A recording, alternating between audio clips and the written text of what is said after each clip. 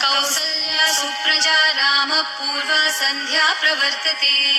उत्तिष्ठ नरशार्दूल कर्तव्यं दैवमान्हिकम् कौसल्या सुप्रजा रामपूर्वा सन्ध्या प्रवर्तते उत्तिष्ठ नरशार्दूल कर्तव्यं दैवमान्हिकम् उत्तिष्ठोत्तिष्ठ गोविन्द उत्तिष्ठ गरुडध्वज उत्तिष्ठ कमलाकान्त त्रैलोक्यं मङ्गलं कुरु उत्तिष्ठोत्तिष्ठ गोविन्द उत्तिष्ठ गरुडध्वज उत्तिष्ठ कमलाकान्त त्रैलोक्यं मङ्गलं कुरु मातः समस्त जगतां मधुकैटभारेः वक्षो विहारिणि मनोहर दिव्यमूर्ते श्रीस्वामिनी श्रितजनप्रियदानशीले श्रीवेङ्कटेश दयिते तव सुप्रभातम्।